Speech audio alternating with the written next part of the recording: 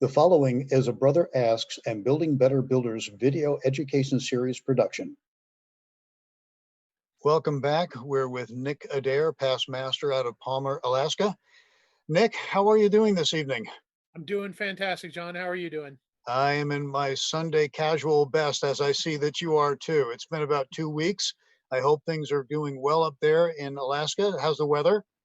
Everything's fantastic. We've had some beautiful spring days.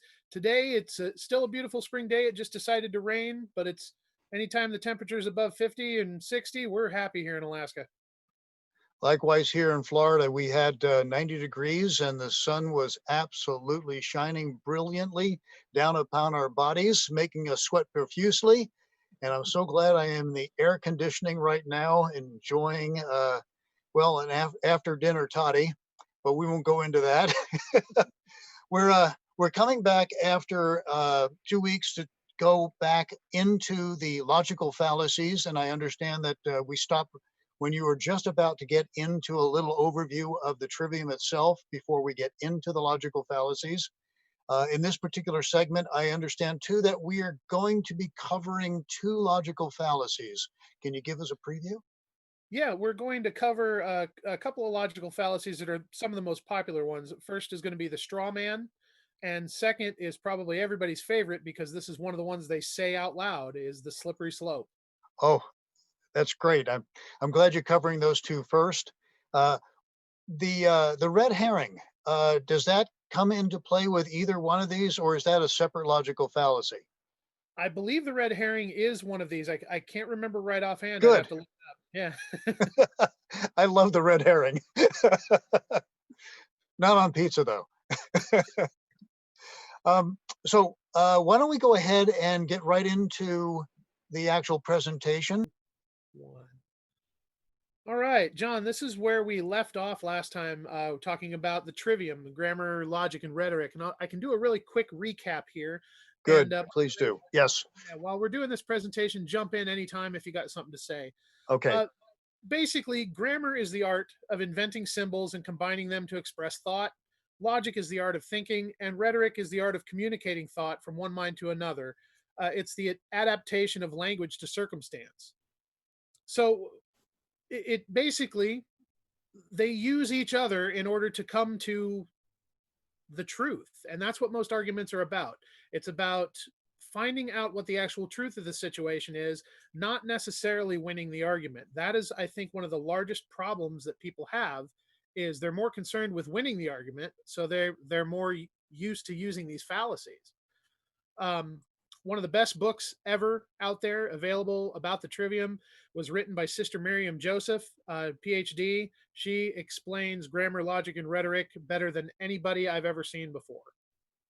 So we're going to go ahead and get into the fallacies of logical thinking, and we're going to start with one of the first ones. This is one of my favorites. It's called the straw man. So I guess I'll ask, do you know what a straw man argument is?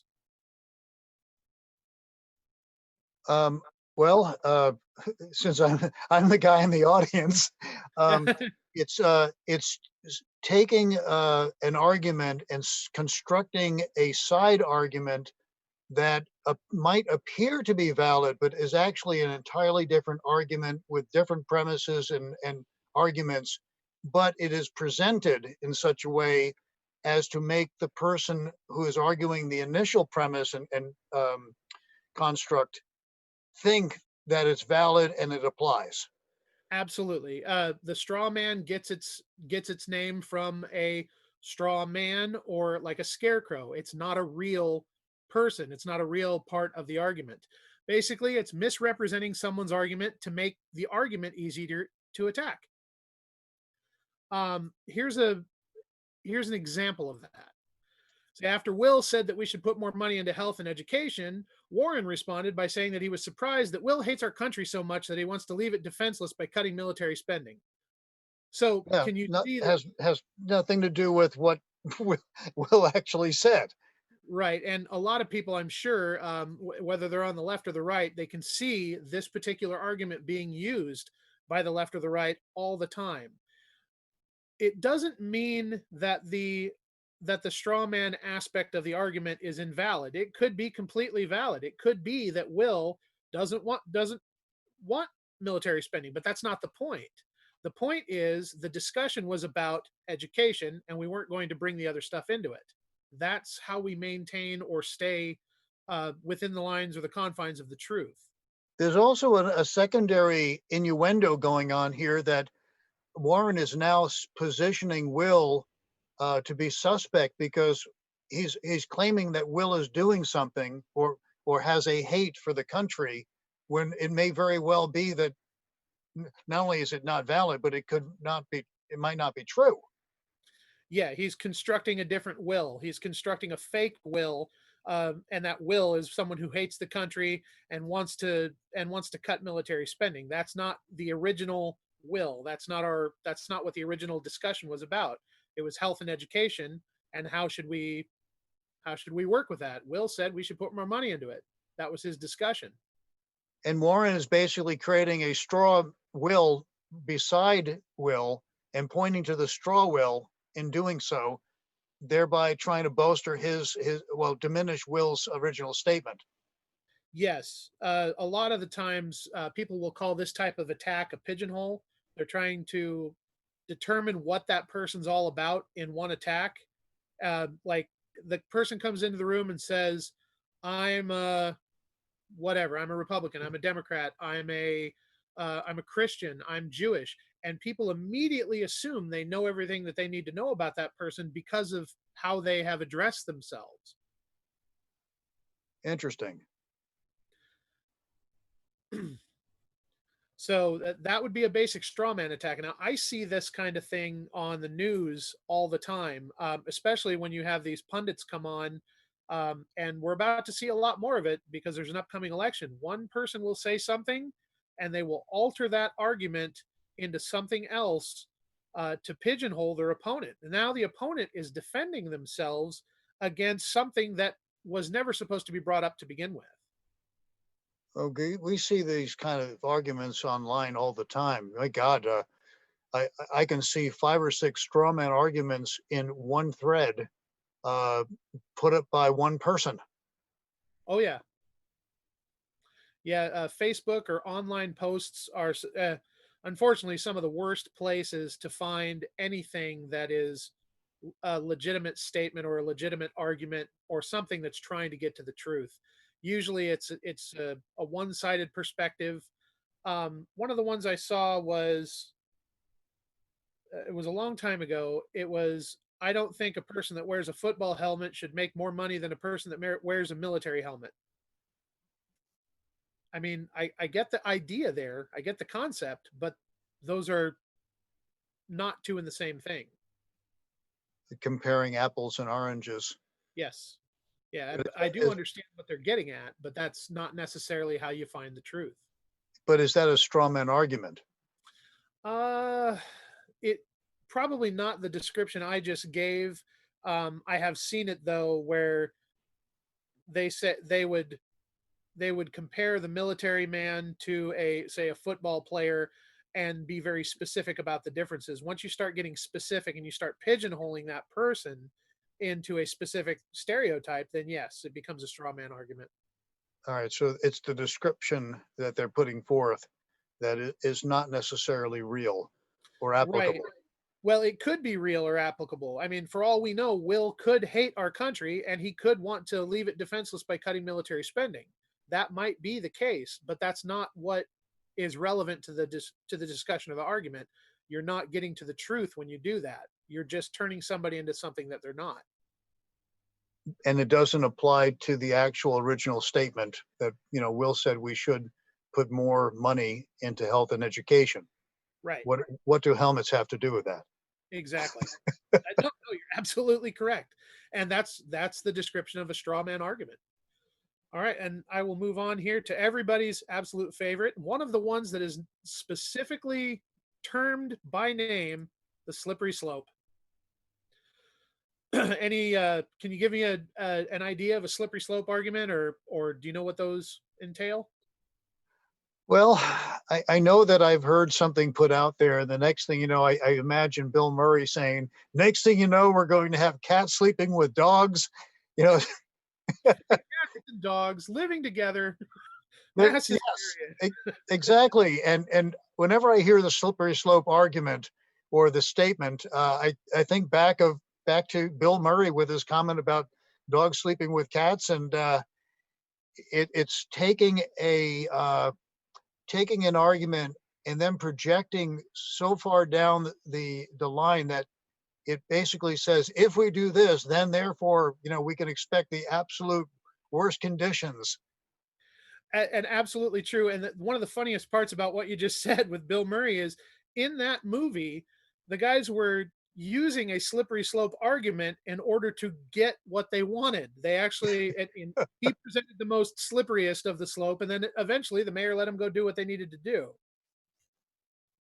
So they actually use the slippery slope argument to go to in that direction. scare, yeah, to scare the mayor into allowing them to go finish what they needed to finish, which is kind of comical. So, a slippery slope, because that was an argument, because that was an immediate discussion.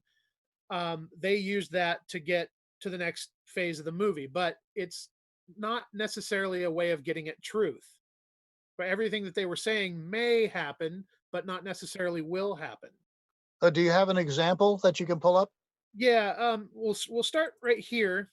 The Ah, slippery slope is basically asserting that if we allow A to happen, then Z will consequently happen too. Therefore, A should not happen. It's you can't start this because then you won't be able to finish it. Is kind of one of the arguments there. Or you can't do this because 10 generations down the road this will happen. So there's not really any way to know if those things are going to happen or not, or if things are going to start or stop. Um, but we people use that as an argument to not allow it to start. Here's a prime example. Colin Closet asserts that if we allow same sex couples to marry, then the next thing we know, we'll be allowing people to marry their parents, their cars, or even monkeys. wow. Yeah. And If you allow A, then Z, X, and Y are going to follow, and therefore we can't allow A because if we allow A, we'll ultimately be forced by allowing A in to allow X, Y, and Z. right, it's they call it the domino effect sometimes, whereas you flip the first domino, then the rest of them are going to fall, and there's no way to stop it. A slippery slope asserts that if you do the first step, it's going to be the domino effect. Now, same-sex couple marriages are completely legal in the state of Alaska, but I don't know if you can go to the courthouse and get a marriage certificate to marry a monkey. I don't think that's available. So, are there times when a slippery slope argument is actually valid and not a logical fallacy? It's yeah, well, arguments in general can be valid no matter what they're about, but the concept here is we're trying to get to the truth of a situation. We say if a same sex couples are allowed to marry is the discussion, the slippery slope comes up saying, okay, all of a sudden they're going to be able to marry their parents, their cars, or monkeys. That has nothing to do with the subject at hand. However, I would imagine parents do this more than anybody. If I let Billy go play down by the river, what could possibly happen next? And that's something that we use to kind of validate our decision. No, Billy, you probably shouldn't go play down by the river because you might fall in and you might get swept away with the current. That's a form of safety. But it's not open discussion with other people. It's something that a mother or a father would say to themselves and then make the determination from there. Okay. I can see where an individual could put this out there and say very much like what you have asserted, that one condition does actually follow another, but not necessarily. Yeah, and a slippery slope usually goes to the absurd, where you see right here the parents, the cars, and the monkeys. Doesn't necessarily mean it has to. It could legitimately happen that way. So But what we're really talking about is when a slippery slope is put in front of us, we have to look at the first of all the relevance of the argument. Does it really apply to the situation? And secondly, uh, is the assertion that the van statement is actually going to follow as a condition of the A being allowed? Not necessarily. that's absolutely correct. One of the biggest offenders of the slippery slope that I have seen is what happens if we elect so and so for whatever office. If we elect Bob to be our senator, slippery slope, and then we'll just start naming all the things that Bob can do wrong. Doesn't necessarily mean Bob's going to do the wrong thing. It just means that these are the things that could happen, and Yeah. people like to apply, other aspects to it. Well, Bob's uh, belongs to this party, so that means the party is going to tell him he has to do this, and slippery slope from there. And this is something I hear or see on the news quite a bit. As a matter of fact, the news anchors or the person giving the interview will say, "Well, that sounds like a slippery slope." They literally just point that fallacy right out. That's one of the easiest ones to find. And when they usually point that out, is it to invalidate or is it to actually encourage? Generally, the slippery slope is a negative connotation of what could possibly happen. Gotcha. Um, they say things to the effect, if Bob is elected senator, then all of a sudden we're not going to have electricity in our town anymore because Bob is anti-electric, and that's a slippery slope because Bob's probably not going to turn off everybody's electric, but they're going to say he will. They're going to say that he does these things even though he may or may not. And again, since I'm not playing the partisan game here, that applies to both or all sides. So when a slippery slope argument is put forth, it's not necessarily a logical fallacy. What are the things that we need to be looking for when a slippery slope is put before us? The things you should look for is whether it really applies to the original situation. Because when you look at it from an individual point of view, like I said, with Billy going and playing by the river, everything makes perfectly good sense to Billy's parents. If I let him play by the river, he may fall in, he may get swept away, I may never see Billy again. Yeah, that's a slippery slope, but it still makes sense to the person making the argument about whether they should let Billy go play by the river. You have to be able to tell if the next or if the cause meets the next effect, and so on and so forth. Will it go to the next thing? Will a same-sex couple marriage go to people marrying their parents? Will it go to people marrying their cars? Will it go to marrying monkeys? Not necessarily. Awesome. Um, why don't we do this? Let's go ahead and wrap up this section of the video presentation, and we'll go into the next one after this brief intermission. You've been watching A Brother Asks and Building Better Builders video education series production.